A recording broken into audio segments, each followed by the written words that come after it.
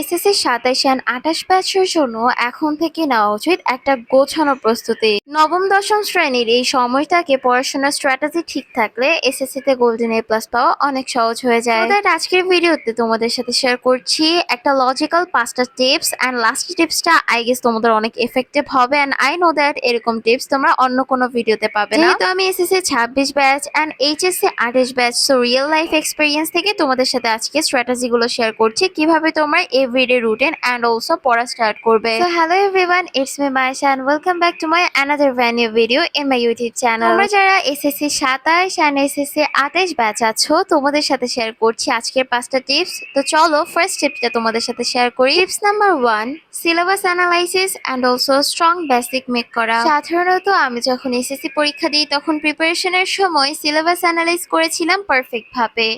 Like এরকম যে আমার কোন কোন অধ্যায়গুলোতে উইকনেস বেশি, আবার আমি কোন কোন অধ্যায়গুলো ফুললি ক্লিয়ার করে ফেলেছি। প্রথমে সেটা আমি একটা এক্সারসাইজ খাতা বা একটা নর্মাল পেজে লিখে নিতাম, যাতে আমার সিলেবাস অ্যানালাইজটা আরো বেশি সুন্দর হয়। Effective and strong basic make করার জন্য আমি ফার্স্ট অফ অল বইয়ে 100% অল অ্যান্ড এভরি কিছু জানার চেষ্টা করেছি। বেসিক্যালি আমি যে কোনো বই আগে ভালোভাবে রিডিং পড়ে নিতাম, এটা আমার ছোটবেলার একটা হ্যাবিট বলতে পারো। তো আমি বিজ্ঞানের গণিতের সকল সূত্রগুলো মুখস্থ করতাম, এভরিডে রিভিশন দিতাম। আমি একটা ভালো কাজ করতাম যে বিজ্ঞানের এই সূত্রগুলো ঠিক কোথা থেকে আবিষ্কার হয়েছে আর কেন হয়েছে, অ্যান্ড আমি কিভাবে বুঝবো যে এই আবিষ্কারক সূত্রগুলো কোথায় কোথায় কাজ করে, এগুলো আমি জানার চেষ্টা করতাম। কারণ আমি জানি ইন্টারের ক্ষেত্রে আমার এগুলো অনেক কাজে লাগবে। সো বেসিকটা আমি আগে থেকে স্ট্রং করে রাখার চেষ্টা করেছি। এটা অধ্যায় পড়ার পর আমি গুরুত্বপূর্ণ লাইনগুলো হাইলাইট করে রাখতাম, যা পরে রিভিশন দিতে অনেক হেল্পফুল হতো, অ্যান্ড ইভেন আমি এগুলো নোটস খাতায় নোটসও করে রাখতাম।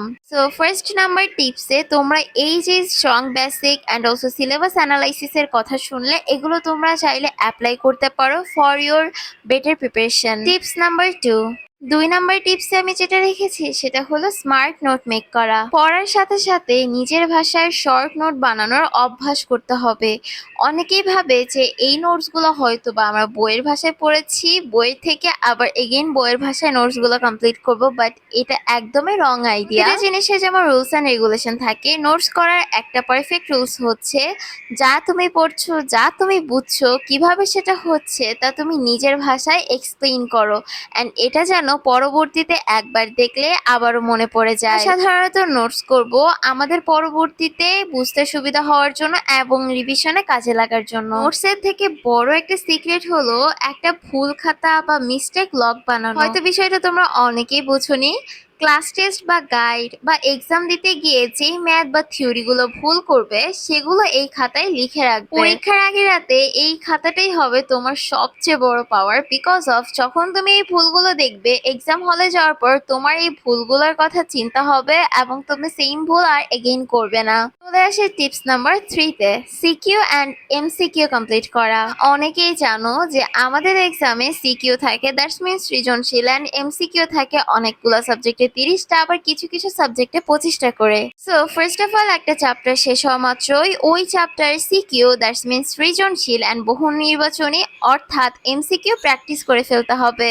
অনেকেই শুধু গাইড রিডিং পড়ে যায় কিন্তু নিজে নিজে উত্তর লেখার প্র্যাকটিস করে না। বাট মনে রাখবে, তুমি যতটুকু জানো তার চেয়ে গুরুত্বপূর্ণ হলো 3 ঘন্টায় তুমি কতটা সুন্দর করে খাতা এক্সপ্লেইন করতে পারছো অ্যান্ড সেটা ফুটিয়ে তুলতে পারছো। So everyday practice is most important. আসি টিপস নাম্বার 4-এ, যেটা হচ্ছে test paper and board question hacking. কথাটা শুনে তোমাদের অনেকের হাসি পেতে পারে যে হ্যাকিং পড়ালেখার মধ্যেও কি আছে, and that's answer is yes. বিগত 5 বছরে বোর্ড কোয়েশ্চেন সলভ করা মানে পরীক্ষায় 50% প্রস্তুতি ওইখানেই শেষ করে ফেলা। টেস্ট পেপার হাতে পাওয়ার পর শীর্ষস্থানীয় স্কুলগুলোর প্রশ্ন সমাধান তো করবেই, এবং বোর্ড কোয়েশ্চেনগুলো এতে প্রশ্নের প্যাটার্ন ও কমন টপিকগুলো সম্পর্কে একদম ক্লিয়ার আইডিয়া পেয়ে যাবে, যেটা আমার এসএসসিতে অনেক হেল্প করেছে। অ্যান্ড টিপস নাম্বার 5 আছে, যেটা তোমাদের জন্য অনেকটা ইফেক্টিভ অ্যান্ড অলসো অনেক ইম্পর্টেন্ট, যেটা জানার জন্য তোমরা হয়তো এখনো ভিডিওটা দেখছো। ঘড়ি ধরে এক্সাম রিভিশন সাইকেল। টপিকগুলো আননোন হলেও টাইম ম্যানেজমেন্ট এসএসসিতে একটা বড় চ্যালেঞ্জ। এটাই হবে তোমার প্রপার এক্সাম, প্রপার রিভিশনের একটা মানদণ্ড। সারা বছর ভালো পড়েও অনেকে এসএসসি এক্সাম ভালো দিতে পারে না, জাস্ট অনলি টাইম ম্যানেজমেন্টের জন্য। ভালো স্টুডেন্টও সময় না পাওয়ার কারণে জানা উত্তর ছেড়ে আসে, তাই শেষ কয়েক মাস ঘড়ি ধরে একদম পরীক্ষার হলের মতো মক টেস্ট দাও। প্রতি সপ্তাহে অত্যন্ত একবার পেছনের পড়াগুলো রিভিশন দেওয়ার জন্য একটা নির্দিষ্ট দিন, যেমন শুক্রবার, লক করে রাখো। And এখন দেব তোমাদের জন্য একটা প্রো টিপস। পড়াশোনার ধারাবাহিকতা বা কনসিস্টেন্সি হলো আসল চাবিকাঠি। তো দ্যাটস ওয়াই দিনে 10 ঘন্টা পড়ে পরের 3 দিন গায়েব থাকার চেয়ে প্রতিদিন 4 থেকে 5 ঘন্টা মন দিয়ে পড়া অনেক কার্যকারী। তোমাদেরকে পড়াশোনার জন্য একটা পারফেক্ট ডেইলি রুটিন বা টাইম ম্যানেজমেন্ট প্ল্যান দরকার? যদি অ্যান্সার হয় ইয়েস, তাহলে কমেন্ট বক্সে কমেন্ট করে যেতে পারো, নেক্সট ভিডিওতে এক্সপ্লেন করবো। অ্যান্ড এরকম ভিডিও চাইলে অবভিয়াসলি আমার ইউটিউব চ্যানেল সাবস্ক্রাইব করে রাখতে পারো। And today is no more, and Allah Hafiz.